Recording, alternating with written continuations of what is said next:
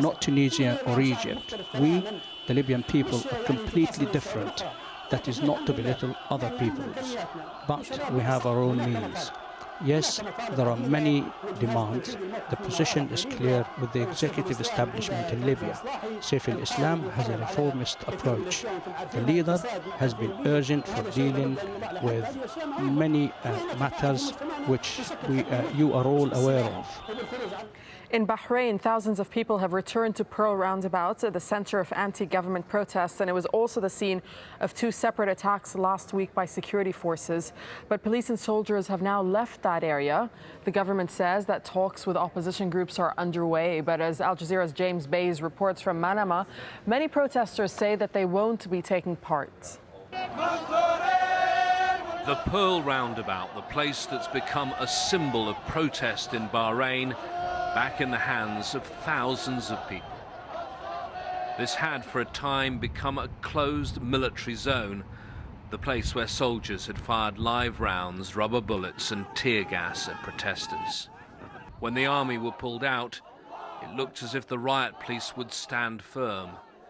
As the protesters gathered again, the authorities blocked the routes with barbed wire. An officer tried to address the crowd, but he was drowned out by the chanting. Suddenly, the police line began to move.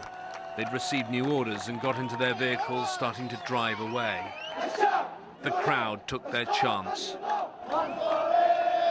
The last policemen were chased off by protesters, armed only with flowers. There was nothing to stop the rush to the Pearl Roundabout, and the crowd began celebrating.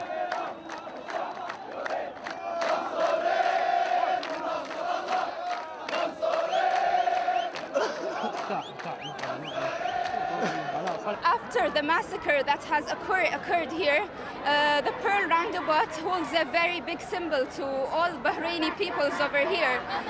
It reminds them, it gives them hope for victory. The army and police have withdrawn. Thousands of people are back at this roundabout. The government may believe they've made concessions which set the stage for talks, but it's clear many of these people don't want to negotiate.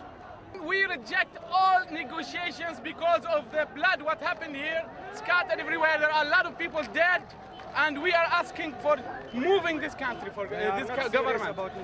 They don't love their people. Forever, forever, and forever, we will stay here. We will stay here forever, because it's our country.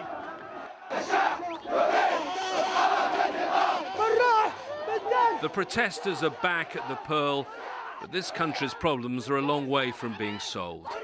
The violence of the last few days has only increased the determination of many here to change this country forever.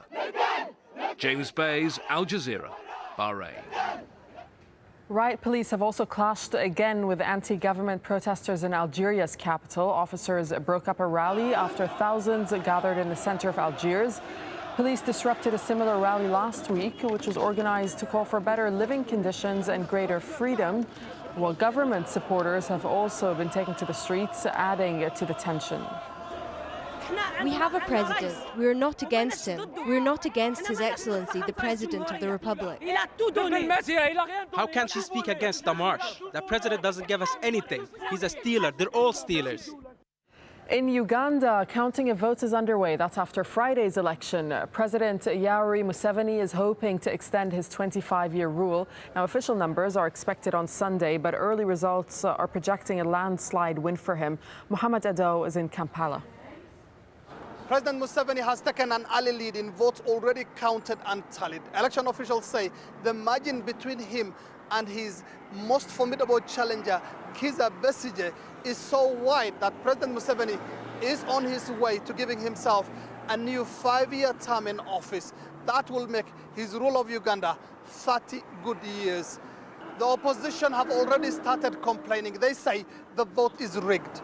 And I'm sure you have been shown, many of you, a sample of the predict ballots which were being carried around by some of Museveni's supporters, predict in favor of Mr. Museveni.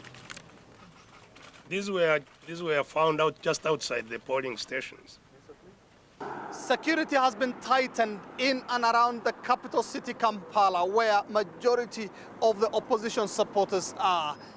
There are fears that the opposition would bring people out to protest against the victory of President Yoweri Museveni. And the government is saying it's not taking any chances and will not allow any such demonstrations to take place. Budget problems are forcing state governors across the United States to propose drastic measures to balance the books. In the state of Wisconsin, supporters and opponents of a legislation to reduce the power of unions have held rival protests. Roger Wilkinson has more. For the fifth straight day, they came to protest a budget proposal that would strip public employees of most of their collective bargaining rights. Wisconsin's new Republican governor says the measure is needed to trim the state's $3.5 billion deficit.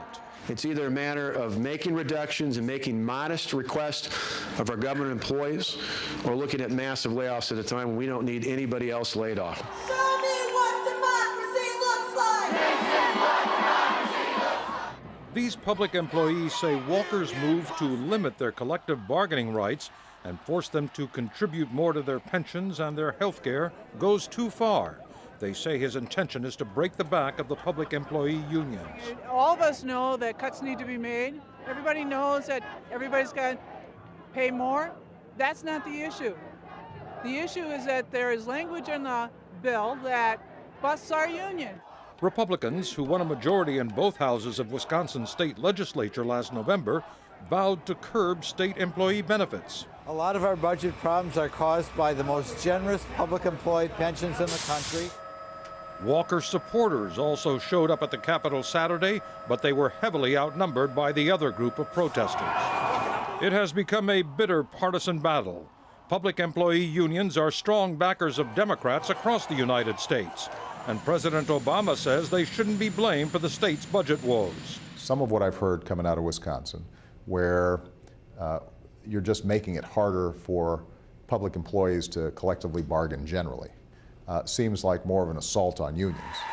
Democrats in the state legislature's lower house have forced their Republican colleagues to postpone a vote on the governor's proposal until Tuesday. But Democratic state senators fled to neighboring Illinois so as to avoid a vote in their chamber. The reason why we left is this was the only way we knew we could slow the process down, allow people to be heard on this particular issue and what it means to them, but most importantly, try and get the governor to sit down rationally and talk about this proposal and talk about changes.